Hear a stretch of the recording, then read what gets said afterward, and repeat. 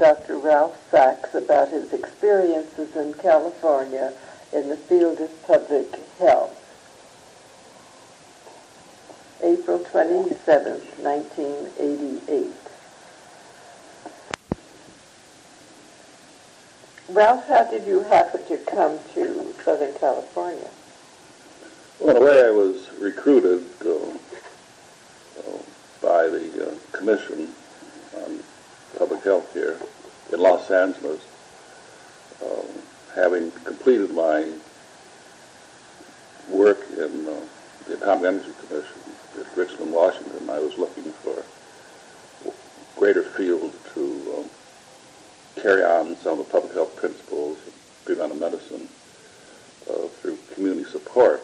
And I had heard about the position and thought it was an equal opportunity to try to apply what I'd experienced with the commission and carrying out a program in a larger community, as large as Los Angeles itself.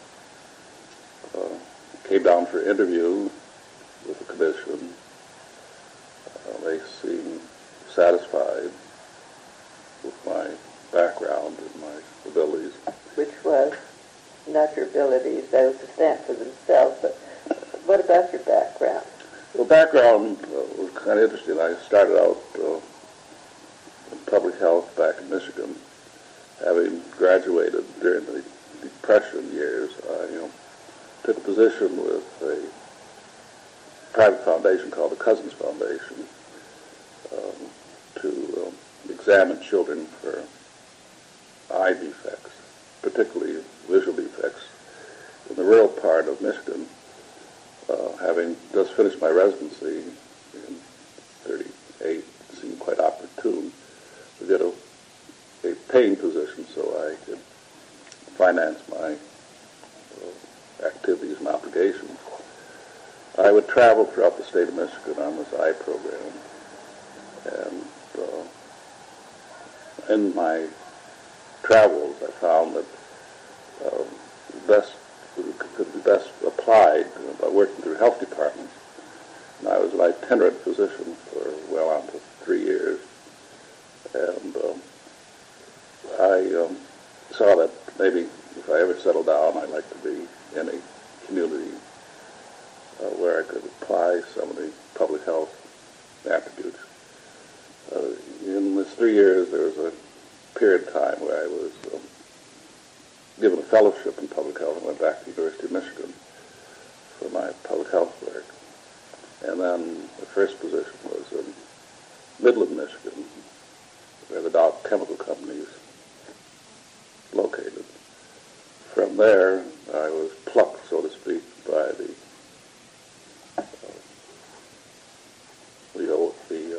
Selective Service as a physician to go to a very secretive project in the state of Washington, which turned out to be the Atomic Energy Project at Richmond, Washington.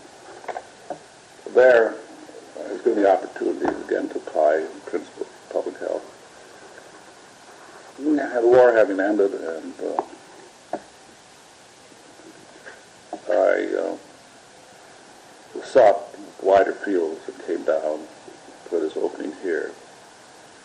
And I was impressed by California. In my mind, I always wanted to come back to California since my wife had lived here and her family was here. Well, after long negotiations, I did come down, and the first thing I became aware of was the desire of the new public health commissioners headed by Dr. Frederick Gaspard to become very aggressive and effective in carrying out some of the needs in preventive medicine for California, for Los Angeles rather, that were not being done by the then health officer, appointed health officer, Dr. George Ewell.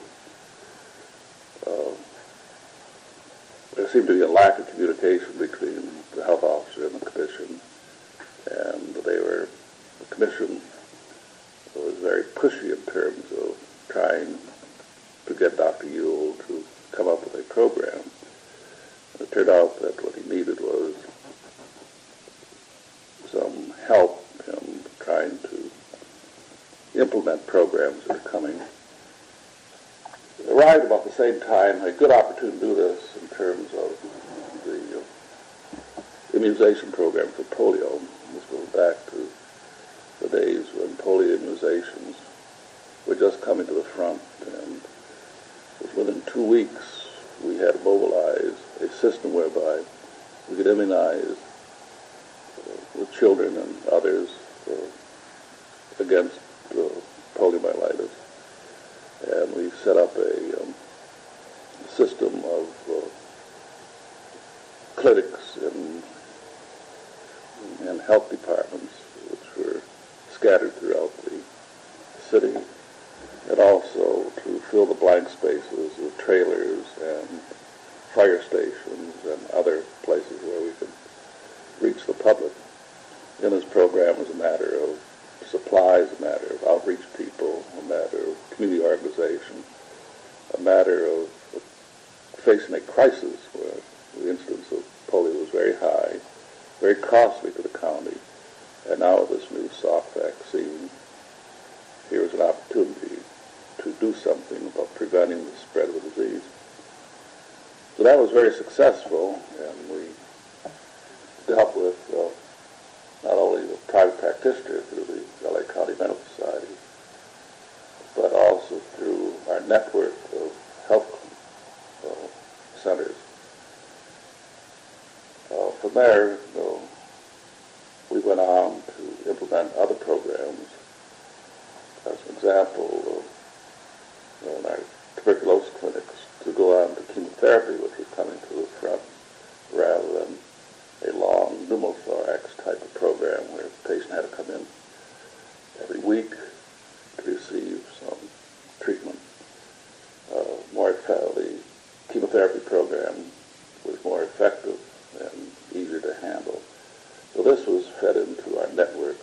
But we found that many of the stations that we had were in need of physical facilities, buildings, x-ray equipment, staff, and the like.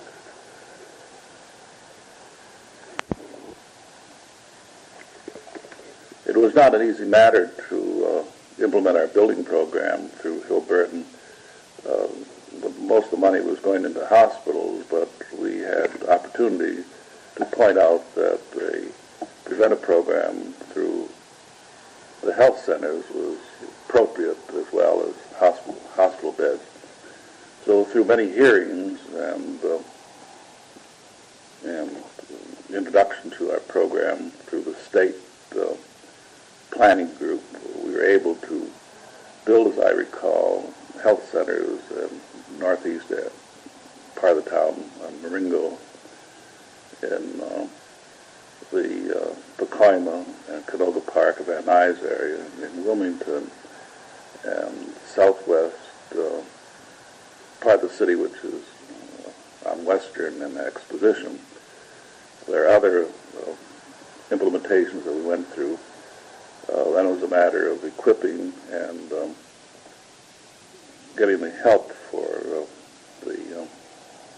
the service to be rendered, which was primarily on a preventive basis, along with in venereal diseases, at that time syphilis and gonorrhea, were the known sexually transmitted diseases. In order to prevent these, it was a matter of treating the patient. And tuberculosis was to control program. There is to make the patient non-communicable by the chemotherapy, and that was done by guidance and casework with the families in our TB clinics. Our maternity clinics saw the mother in terms of preventing complications of pregnancy, so we attempted to avoid the prematurity that might occur amongst the newborns. In sanitation, we implemented our food inspection program, restroom inspection, our water supply, private wells, our occupational health program. We built up the laboratory to take care of milk testing, disease testing, blood work, and the like. Then we got the matter of equating the amount of work to be done with the number of people that you need. So we got into a very popular program called performance budgeting, which was the key to financing in those days. What it amounted to is a measurement of, by actual experience, of how much work a doctor, or how many patients a doctor could see in a given period of time, how many clients a nurse can see, how many clients a social worker can see, how much volume does a clerk need, how many inspections can a sanitarian make in a day's work. Well, we worked out formulas for all this and measured the volume that we had in the various centers with manpower. And we would equate on the basis of, let's say, a doctor being able to see 10, 12 patients in what we call a clinic session, how many clinic sessions we need and how many doctors we need for the clinic session, and then whatever the going rate of payment was, that's what we paid. How long was the clinic session? 3.5 hours. And we did the same thing for the nurses and the sanitarians. And the clerical was measured by the volume of work. So that was a feather in our cap in trying to establish a budget which was reasonable and be recognized by the city administrative office, who were responsible for making up the budget and assigning personnel for the city. So that was a very successful program, became noted throughout the country as to how a large organization could go into performance budgeting as to reasonably establish a cadre of people to serve the needs. As service increased, we go after service betterments, which would be an increase in program. And with tight budgeting, why we were able to find where there are weaknesses in the program, where a full load is not being carried, and transfer funds or people to a program where they are overwhelmed by the amount of work they had to do. And we made ends meet that way without going back to asking for more money. When it came to sort of a balance, then we would have to come in for more money, budget money, to take care of the increased load. And that was based on how much tax money was coming in, how much money could be allocated to our activities. But that was very successful, very pleasing, and very gratifying to us, able to carry that out.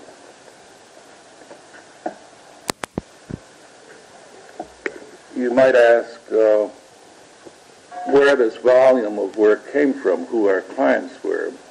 In those days, the client was actually a family or a mother or father that could not afford to pay the private physician, and we were sort of left with those who could not afford service for the treatment or prevention of some of the communicable diseases. And in this respect, we get into schools for immunization programs. We'd see the mother prenatally. We'd see the wage earner or the mother who had a communicable disease, particularly tuberculosis and a venereal disease, who could not afford to go into a private physician. Medi-Cal was not as sophisticated then as it is today, and was sort of left to the public health clinics to take care of this segment of the population. And that usually followed the demographic findings of the low-income group who were, on an ethnic basis, black or Chicano, low-income white families, and we took up sort of the slack in pre-mills for communicable disease, not for medical care for the common ailments, but for the communicable diseases that they might have. This was going along handsomely until we got into, it was too good to last, I suppose, where we got into the political arena. Somewhere along the line, the councilman and the mayor, particularly Mayor Ure at that time, found that in the Constitution of the state that the county was responsible for care of the needy, and certainly the needy that were those that we were seeing. They interpret this as taking on, combining the health department as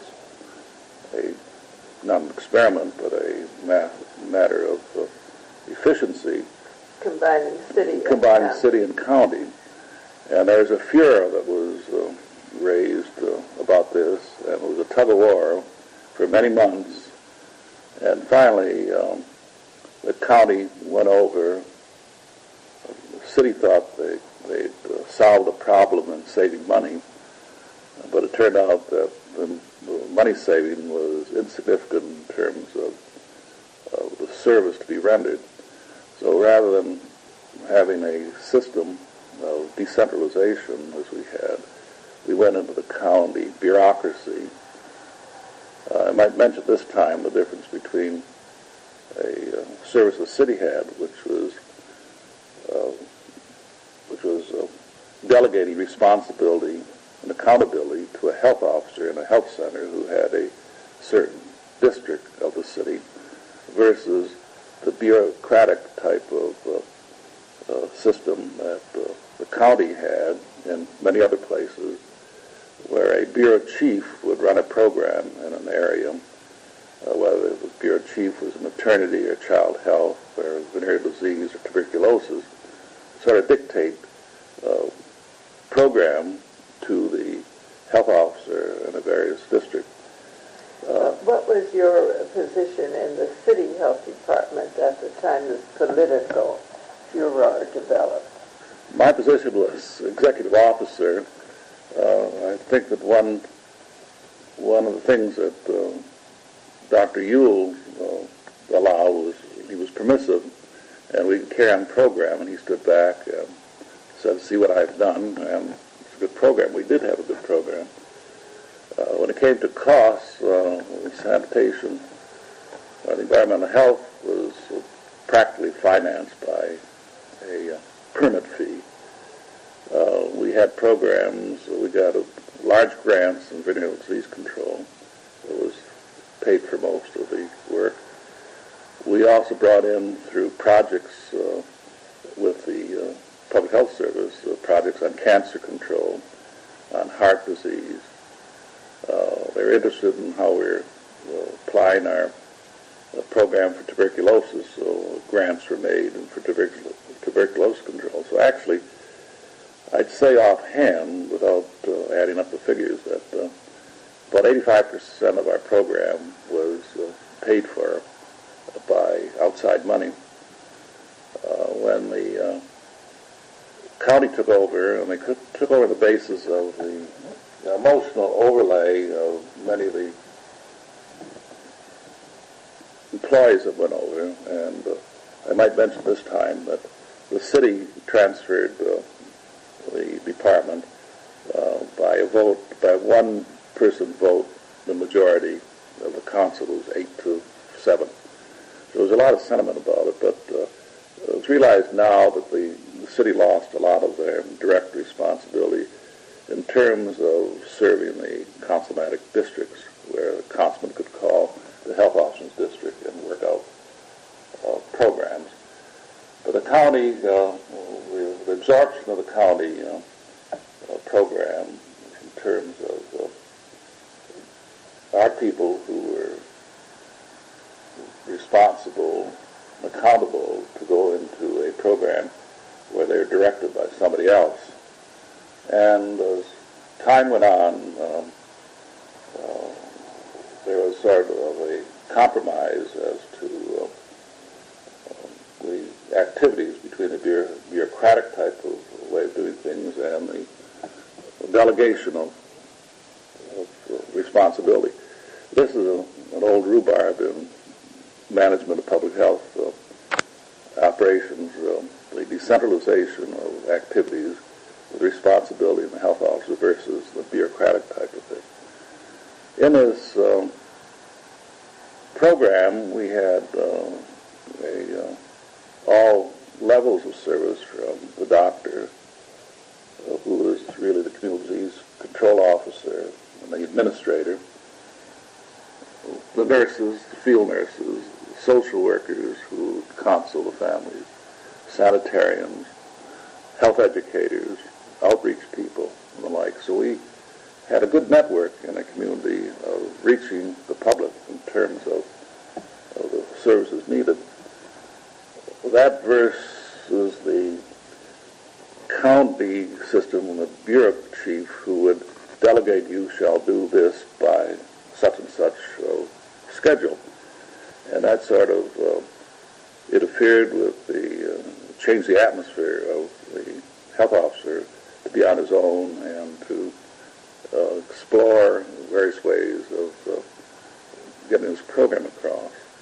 When did this occur? What was it? 1964 is when it turned. About that time, sad to say, I left the community. I left the health department. I was a little bit perturbed by what was happening, and I went on to other fields. But I certainly could comment on what had happened and what went on. I did come back to county in 1972 after service of the Ford Foundation overseas.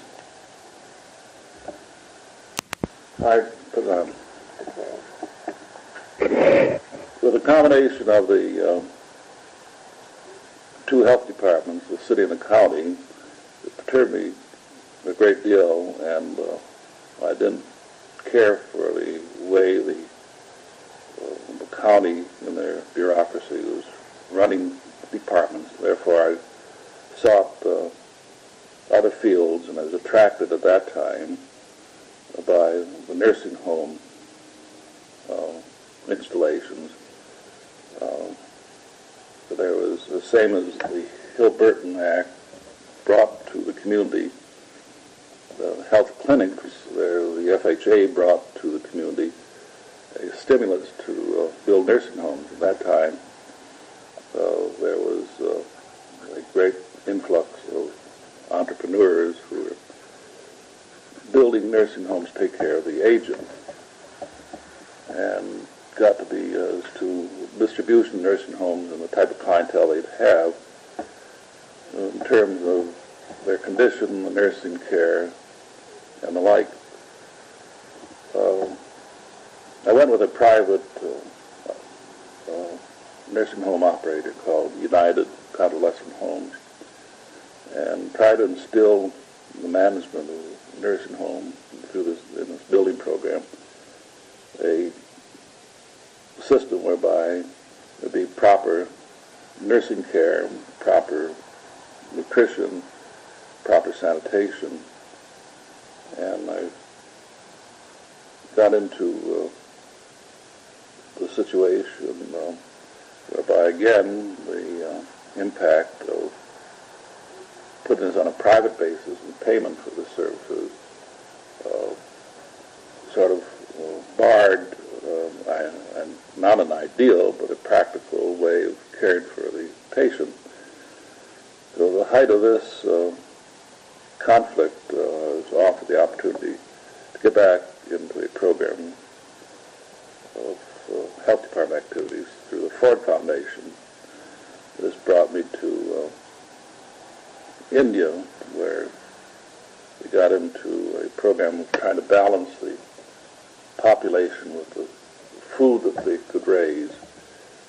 And it turned out that we followed the county agent type of program, where a county agriculture agent will advise the farmer in India, the cultivator, to how to properly plant his seed, how to fertilize and how to water it, so he could have better production on his land to feed the people who are in need, in terms of how many calories they need through their food intake for proper growth and proper health. And in this, it was necessary to control the size of the family, because they're way overboard in terms of the mouths to feed as to what the production of food, particularly grains, that were available.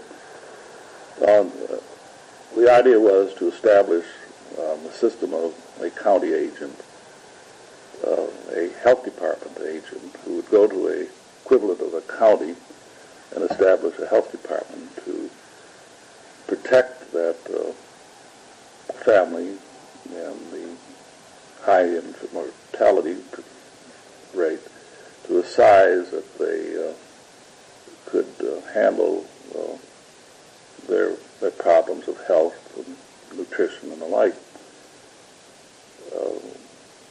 To do this, they came up with the idea of establishment of a typical health department in terms of clinics, in terms of sanitation, water supply, nursing, and the like,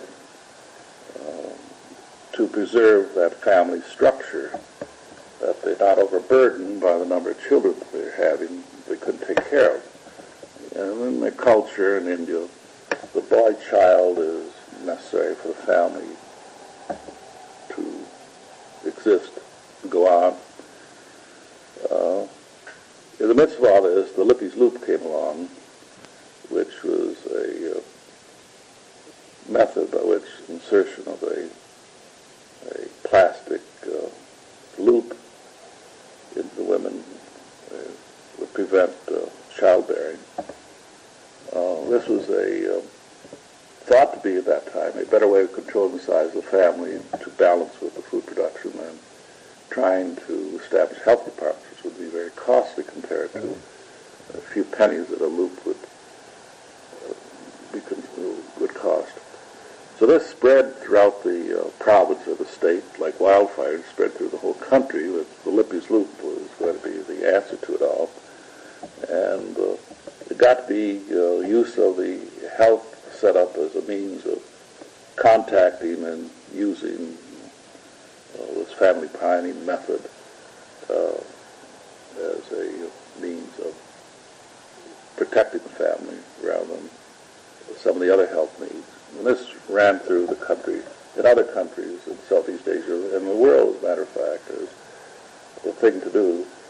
So the program turned into training their doctors how to insert the Lippies Loop, and the nurses to go out and talk to the mothers, more of a health education process. And it ran into not only the supply, but the various stations that we'd have to establish in a country that needs better roads, better communication, better systems of communication, and the like. But they did pretty well, and we felt satisfied that the program was accepted more so than some of the programs we have in this country. And it went on, and the Indians were able to take over pretty well. In this program, we were hired by the Ford Foundation to go out into a state, or a province, which would be a district rather, would be equivalent to a county. And I was in the Hooghly district of West Bengal. We established clinics, and it worked pretty well. And there came a time when I thought I would go on to other fields again to apply the principles of family, not control, but family size, and equating that with the food supply. And at this time, Pakistan was in need of a consultant, so I went over to Pakistan.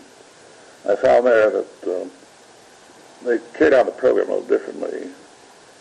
The program there was to monitor contracts for the three different agencies that were sending workers into the field. One was the Population Council, who was setting up testing and evaluation centers. The University of Berkeley School of Public Health Department of Education, which came in to an evaluation program, and then Hopkins had a program in Lahore. The Berkeley program was in East Pakistan at that time, which is now Bangladesh. They brought in people to do this work and to train people to carry on the work of evaluation and testing and production. There I found that not always were the contractors using the money as set out to be. They had money jingling in their pockets, and they would bring all kinds of people out who were doing research in terms of getting advancement in their assignments in the schools which they represented, doing research for a professorship or assistantship and that type of thing, and cared very little for the program, so to speak, and other than getting their papers in for credit. Then we put in a system there that we pay on sort of a voucher basis. We wouldn't allocate. The money was allocated. We wouldn't pay on a 2-year basis and have the agency use the money as they saw fit. But we would say we pay as we went along, and as they fulfilled their contract, which was not 100% appreciated by the various agencies that came in. However, it was a pleasant experience, and I think we made some accomplishments and monitored the program in terms of the people coming out would do what we contracted for.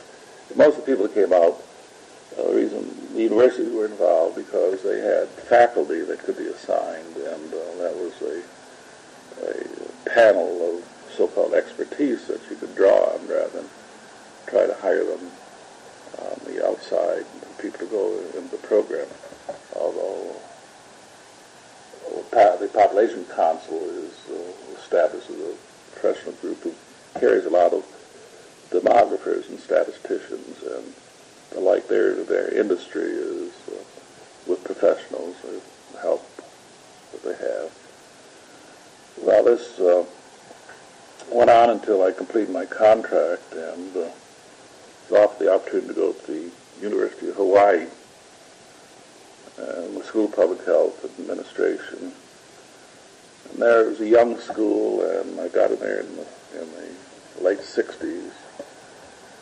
And there was turmoil in terms of applying teaching principles to groups. It was that time in education where the students were raising cane, so to speak. Not sugar cane. No, not sugar cane.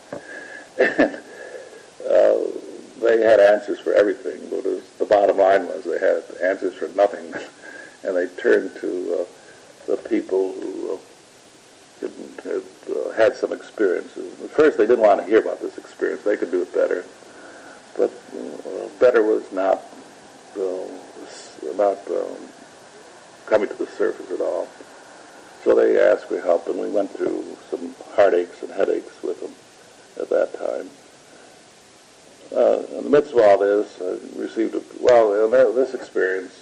One of the positive things was they, again, using university campuses to recruit people. I had the opportunity to go to the World Health Organization on some of the programs, and brought me into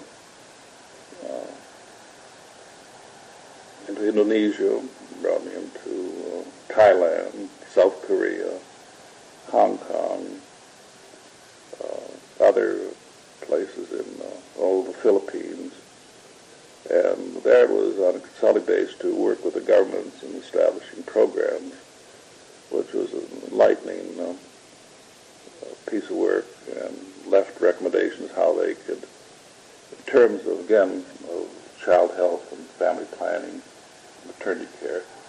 how they better could apply the new techniques and technologies to the people through a system of distribution of clinics and stations where they could reach the public, communicate better. And advice was given and papers written, put on the shelf by the WHO. One outstanding example was in Thailand, where the federal government supported the activities throughout the country except the Bangkok region, which was declared a metropolitan region. Therefore, they'd have to, the metropolitan region is really a body of supporting themselves rather than going to the federal government for the funds. They had to stand alone, and with the tax structure low in the Bangkok area, their support was very elusive. The idea we put across was, well, why not give the status to Bangkok a province status whereby they could tap federal funds, which was done by a very energetic official in the metropolitan area. And that worked pretty well, but that was kind of, again, a advancement as to how to finance a program, was to look at the structure of the government and trying to fit into that structure so they can gain support. So the metropolitan area of Bangkok became sort of a province type of support.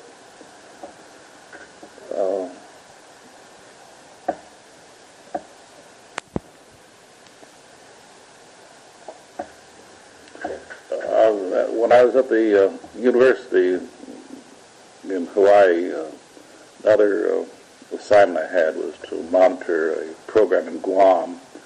They needed assistance in the establishment of the services of their health center, and I was able to recruit some graduate students to go to Guam and under contract apply their knowledge to the needs of the territory.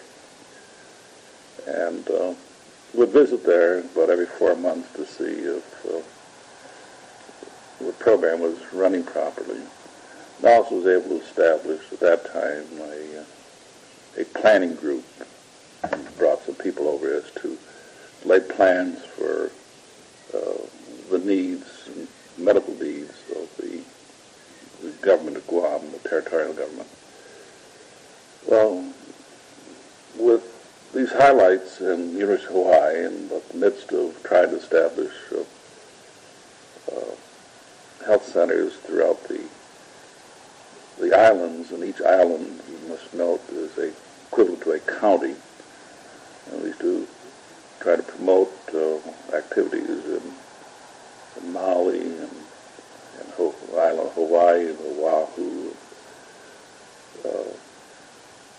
Kauai, and the like, as county setups. Their setup also included hospitalization, medical care, and field health services. After the war, why the government took over, the government of Hawaii took over these installations.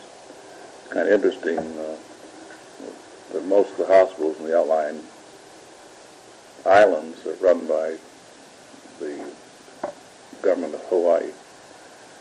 But you do hear of some hospitals that are probably run, but the chief ones are run by the government.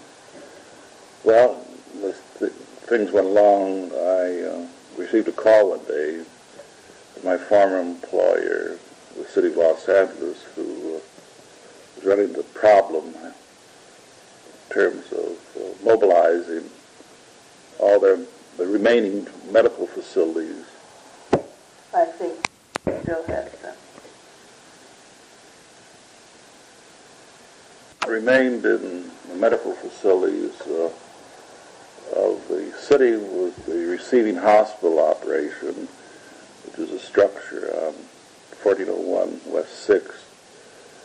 remains of the old Georgia Street facility. At that time they had the equivalent of the paramedics. They'd come out of that Georgia Street, out of that building, new receiving hospital. Then the pre-placement exam for fire and police and civilians, plus the occupational health component and safety. And because of some events, particularly the shooting of Bob Kennedy and the lack of resources in that neighborhood, the council was up in arms as to either finance a better facility or turn it over to somebody else. At that time, it was realized that to build another hospital or build the facilities there was not appropriate, and that we ought to close receiving hospital because it was inadequate as an emergency center. It could not compete with other hospitals in the neighborhood and the university hospitals that existed. And what better to do than to turn over the ambulance service to the fire department. And as you know, that's grown into a huge system of paramedics working out of fire stations, which is more than we had at receiving hospital. We had one station there. However, the principle remained as to dividing the city up into sectors and following the program, fire department selection and location. So that was something to unfold and closing receiving hospital, which was a hospital of about 47 beds with 8 patients, very expensive operation in terms of running 24 hours a day and 7 days a week. But we accomplished that in about 3 months and just made a health station out of the receiving hospital, 14016, where they do their pre-placement exams and have their industrial hygienists and safety people located. That in itself is quite an operation when you have something like 40,000 employees, the turnover, and to their needs and examination for placement, particularly the police and fire, which gets to be very specialized. Having accomplished that, I look back at the county, since I'm now in Los Angeles, as to their approach to serving the public, the combination of their hospitals, public health department, mental health department, and veterinary department.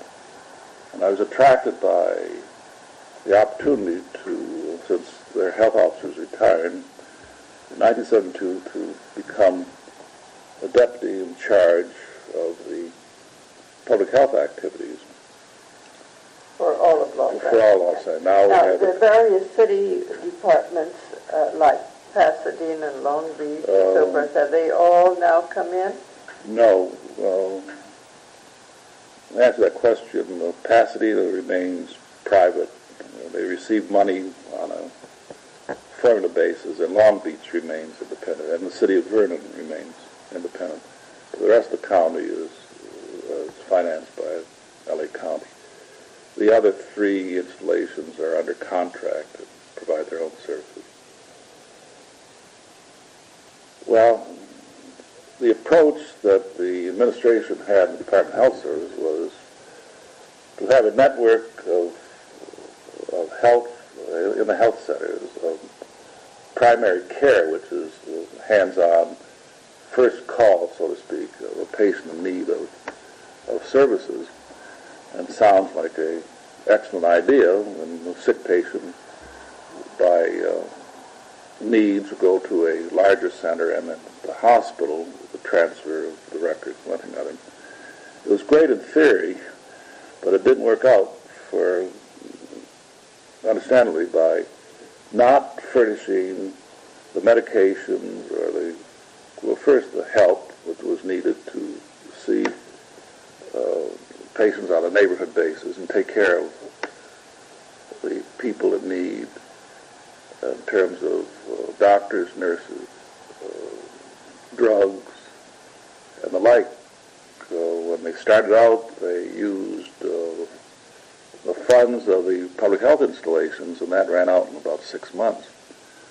And then the hospitals, being independent, would not help in terms of furnishing manpower or drugs, and all that was left was to just cut back or give poor service in the health centers, which wasn't too wise an approach, but they bit off more than they could digest, so to speak, and that has been a center of discussion even to the present time, as how to handle preventive medicine or the public health activities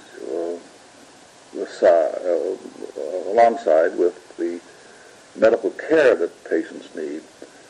And some barriers have been developed using the system of neighborhood clinics or neighborhood health centers as to furnishing the needs of these patients in terms of caring for all their needs. When they use a health center for some of the public health activities, now it's rather than a matter of protect the public by seeing the patient and by the technique in terms of preventing the spread of the disease, the patient will not be seen today. It was said previously that protection from some of the communicable diseases, specific ones, venereal diseases, tuberculosis, the acute communicable diseases, the measles, diphtheria, and the like, whooping cough and the like. In order to receive that protection, I as a citizen would like that protection for the tax money I'm paying, but now, in order to receive these services, the patient has to pay.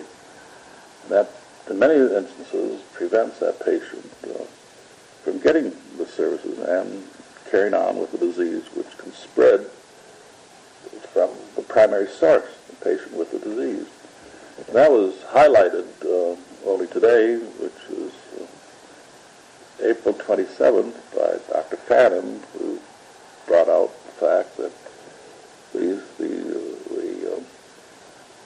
sexually transmitted diseases, particularly primary and secondary syphilis in the newborn, are rising rapidly because the programs of screening and clinic treatment and the like are not rendered unless the patient pays $20 to be seen.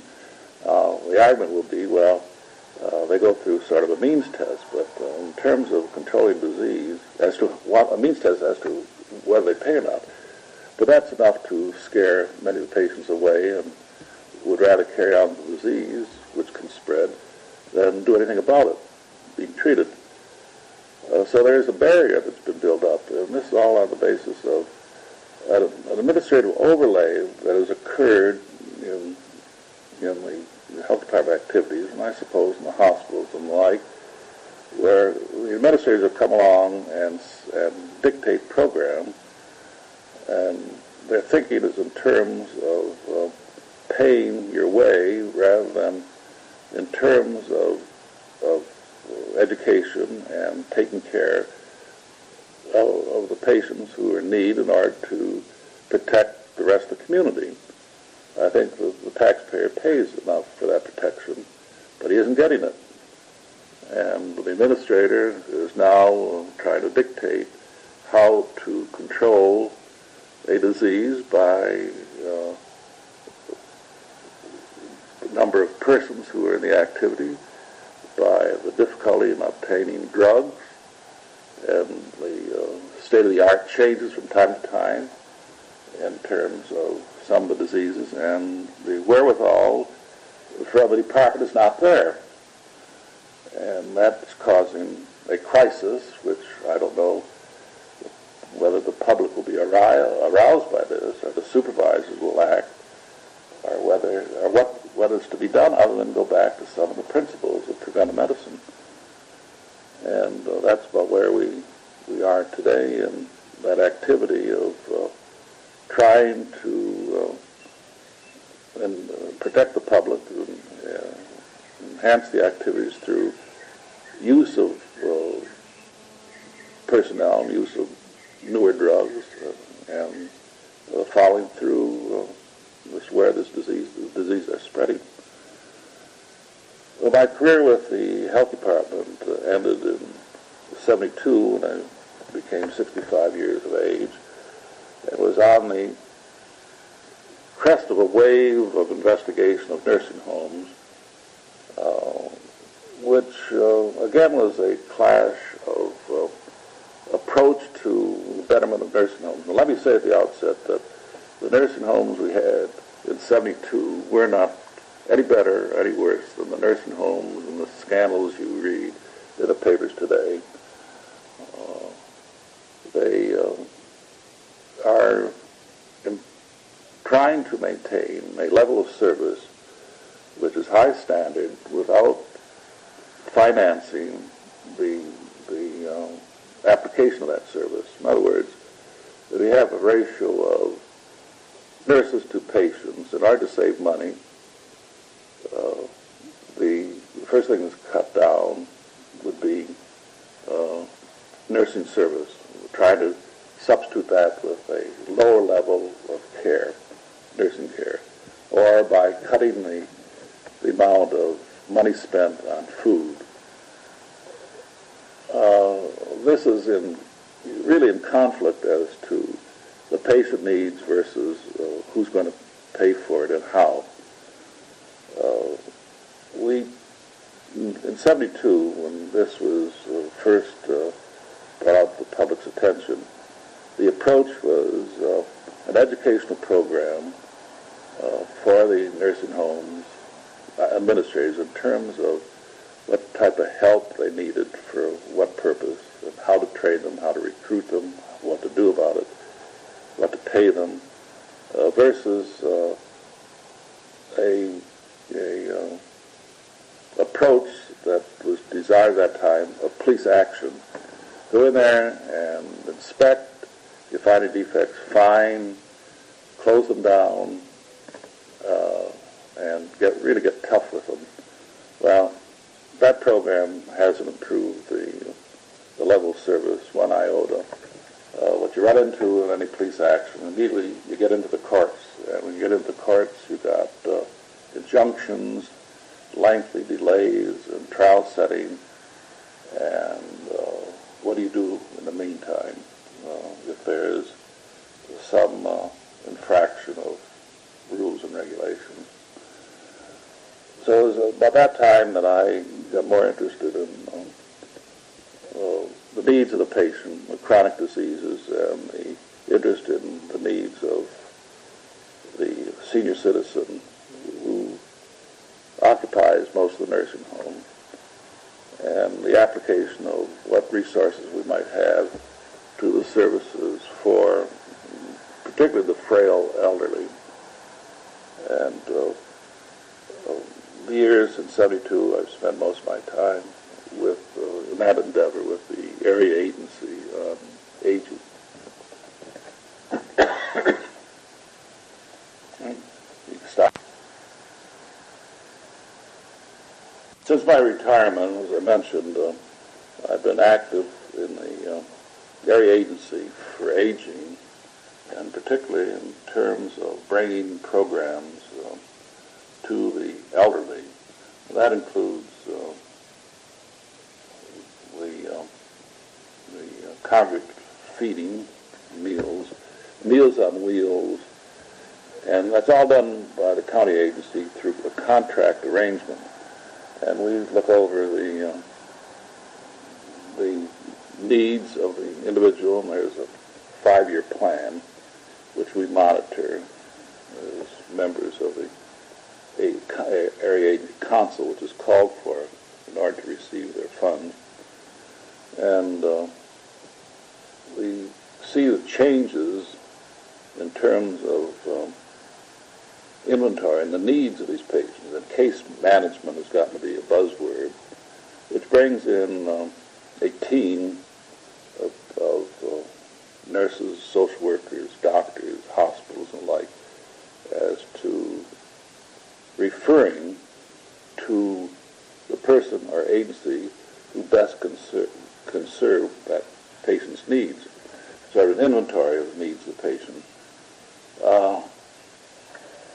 Right now there's some interesting programs developing where 5 departments of the county are getting together to have one record for a client that will go to the Department of Health, Department of Mental Health, the area agency, the probation department, not probation, but public guardian department, and the fifth one,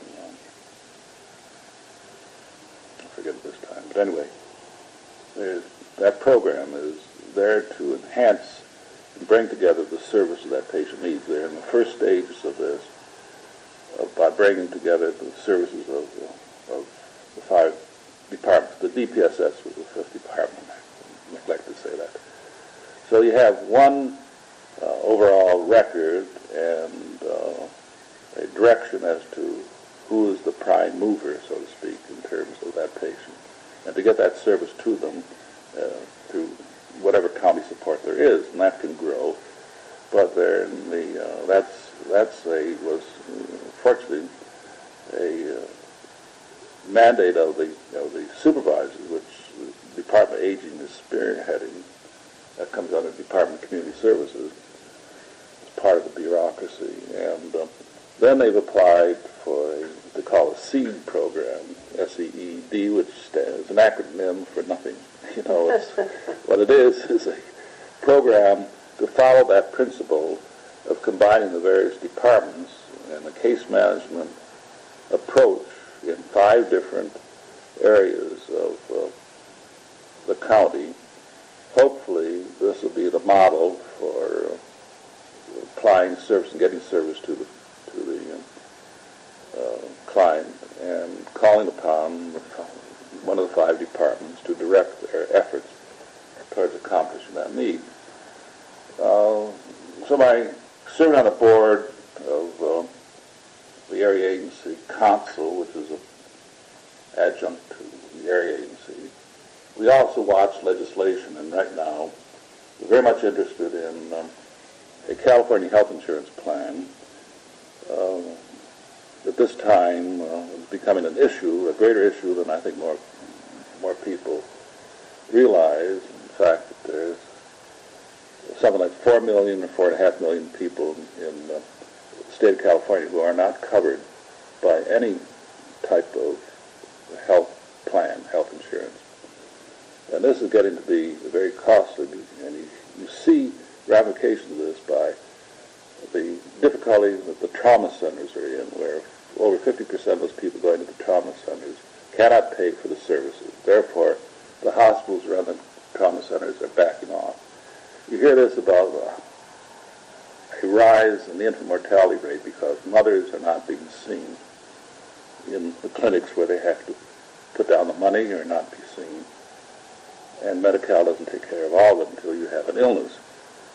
So there's a furor about better maternity care and infant care. And mind you, a mother who has some complication of pregnancy, who gives birth to a premature, is costing the county somewhere around $25,000 for each case.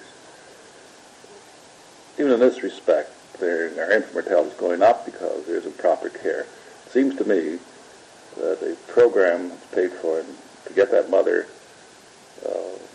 to be seen when she has some complication of bleeding, of malnutrition, and the like that would give rise to a premature could be taken care of if you had not a separate program, but part of a total insurance program would cover the trauma centers, would cover the maternity care, cover the infant care, cover the public health activities, cover where they demand payment, cover the long-term care.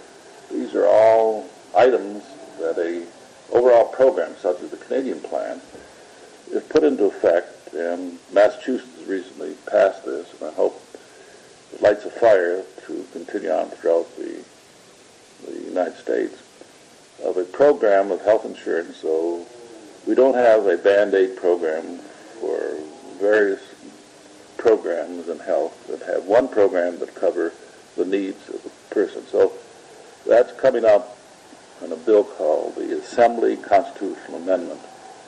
It has to be passed by 2/3 of the legislators, that to become a matter on the ballot, that the governor cannot deny if it's a constitutional amendment. It goes on the Constitution and people will be covered. It avoids the referendum or the initiative where you have to get so many votes. Financing, there's a scheme coming up where the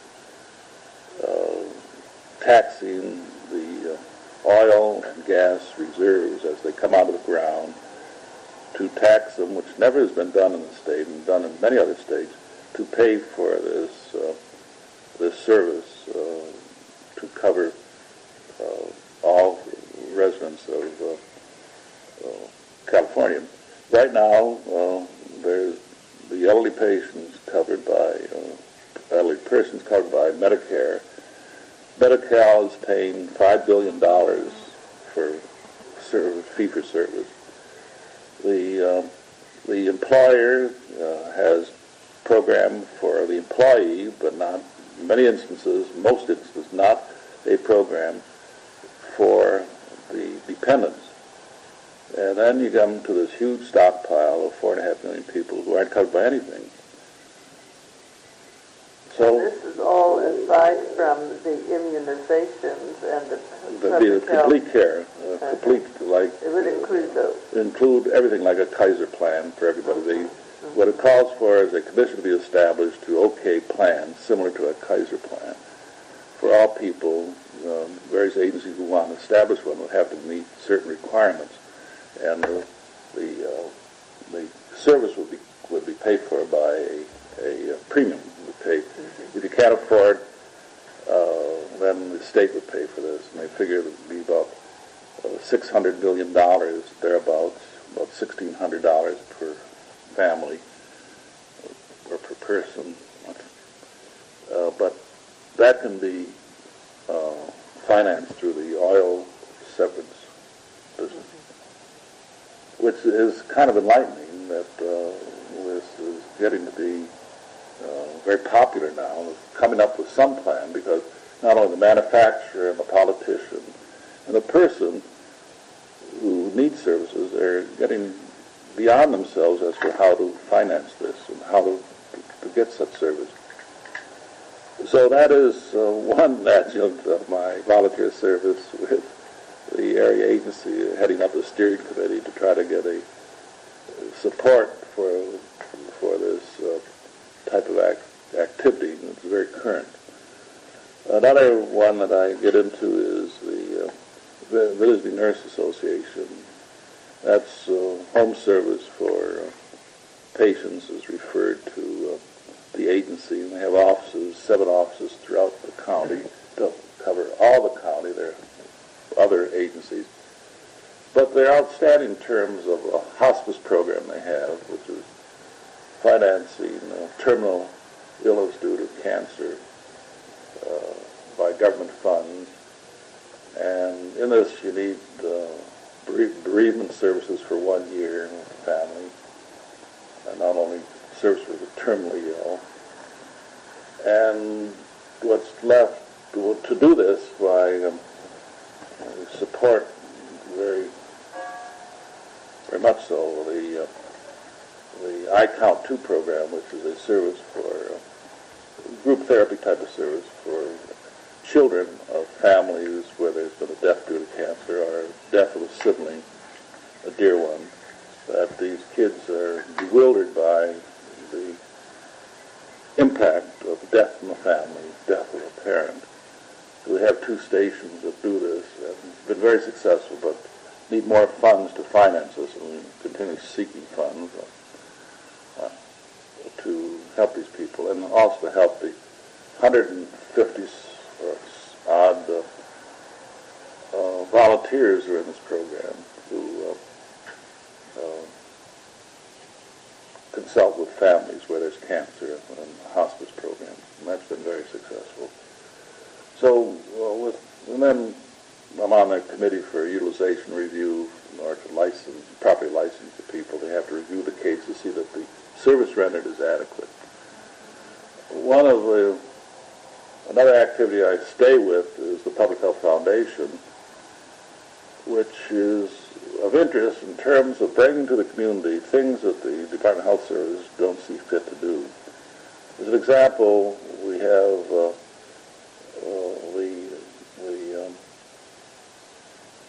Women's Infant Care Program, WIC program, which is supplementary feeding of mothers-to-be and children with supplementary food. And we have something like 85,000 clients, 350 workers in this. It seems to me that with this fund being available, that somebody in the community ought to be doing it. But the health department chose not to carry out this program because of the hiring of 350 more people, which they'd be responsible for. So we, on a contract basis with the state with the Department of Agriculture, carry on this program. And you hire the people? We don't run the program. We have a manager, but we have the contract, the money to pay the salaries, and give them the same benefits. But we brought it to the community in 1968, I believe, and it's continued on, and it's a very good program. And my interest in it is that it brings the community back to the community, the tax dollar to buy services that are available, and if we didn't offer the service, the money would go someplace else. And certainly these 80,000 some odd clients are in need of this, or they wouldn't be on the program. It's all on the basis of they have some phase of malnutrition, which again would lead to prematurity, toxemias, and that type of thing. We also have contracts with the state in terms of public health investigators who follow through on the contact location of severe disease patients. I haven't mentioned AIDS because I'm not in that too well, but AIDS is something like the tail leading the dog around. There's a huge amount of money going into AIDS by the county. In need of some of the services that we find in hospitals, the terminal care and treatment, costly drugs and the like.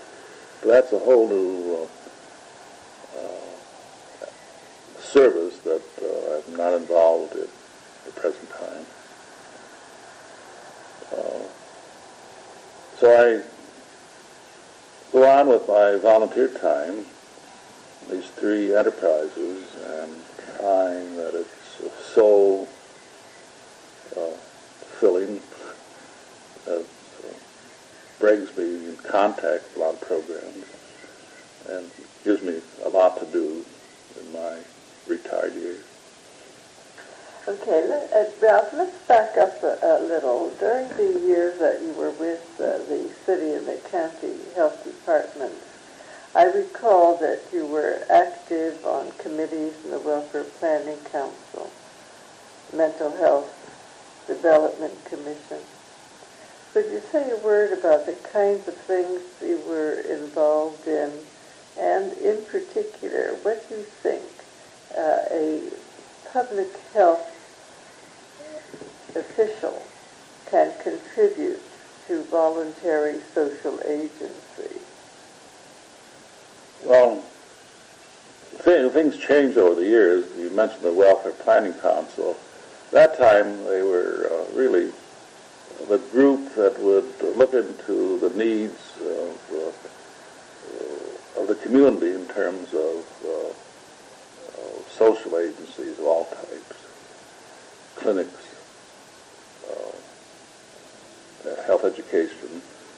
That's gone sort of by the board. It's gotten fractionated. There are groups now who are taking pieces of that planning, like the long-term care group, made up of many professionals, and there they try to find, they serve the client through a case management approach. Under also what found, auspices are they? Under what auspices are they? Just professionals getting together. They're not on any United Way. No umbrella. No umbrella. They're not umbrella. They're umbrella because the professionals have gotten together. But the only umbrella which I haven't gotten into because of lack of time would be United Way, and they have their difficulties as the lack of funds. But this group, for instance, would like to be known as the agency to come to, although they're not incorporated or anything, to find where a need may be for a Alzheimer's center, a need for a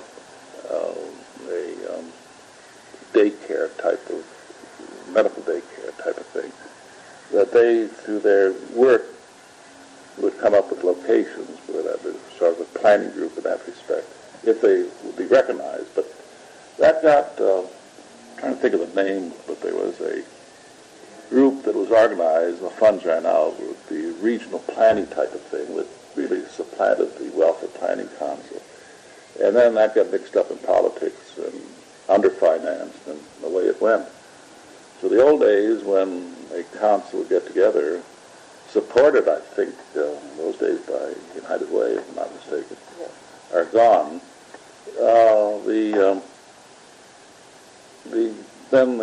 Some of the entities, disease entities, have established their own approach. The old TB Society is now the American Chest Association, that type of thing. They're getting to not only education but kind of the service area. They have their focus on chest disease. They have the diabetic people, the arthritic people, and all this has gotten fractionated in terms of organizations for a particular disease entity. Now, that's fine, and they bring a lot of support. I think that in terms of community health, that ought to be coordinated.